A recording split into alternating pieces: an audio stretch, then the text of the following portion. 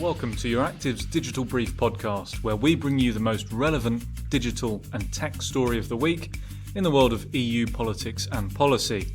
For a full breakdown of all the most important stories over the past 7 days in this patch, sign up to my free newsletter or take a look at it online at euractiv.com. My name is Samuel Stolton, and this is Euractiv's Digital Brief podcast.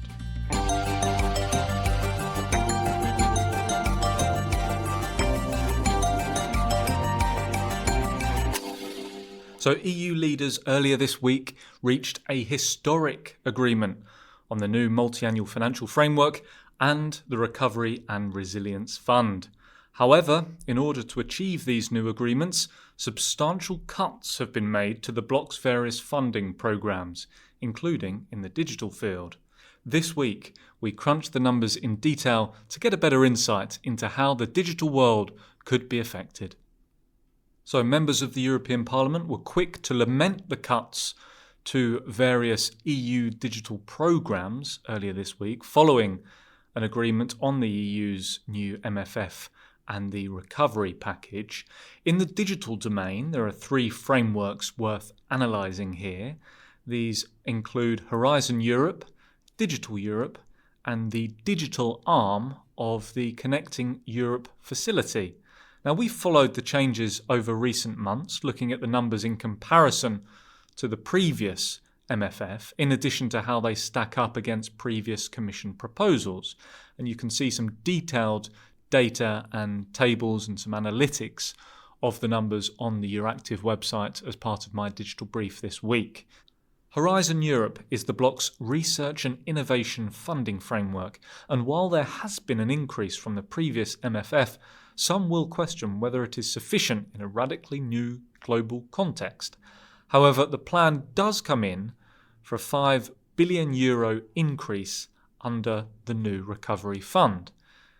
Now, meanwhile, the Connecting Europe facility is designed to foster an up-to-date, high-performance infrastructure to help connect and integrate the Union and all its regions in the transport, energy and digital sectors.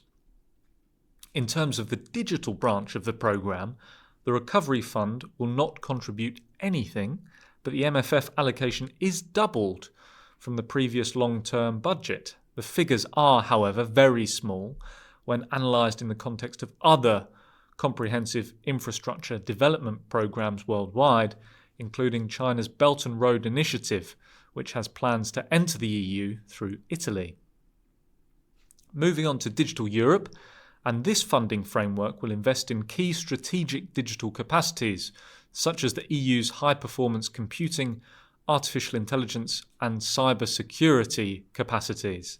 Under the previous MFF, the funding allocation was just €169 million. And despite being reduced from the Commission's May 27th proposal of €8.2 billion, the new figures are still considerably higher than the previous MFF, with the programme receiving €6.76 billion. In terms of funding the recovery, the European Council has put forward several own resource proposals, which include a levy on the digital giants, an option very amenable indeed to European parliamentarians. In the Council conclusions, EU heads of state tasked the Commission to come up with a new proposal on the digital tax in Q1 2021, should there be no international agreement by that date.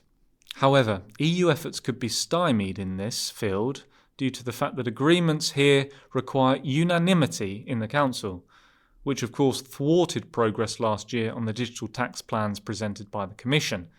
Indeed, attempts to introduce a bloc-wide digital services tax faltered following opposition led by Ireland, Finland and Sweden to a planned 3% levy on companies earning €750 million in revenue, €50 million of which would need to be taxable revenue.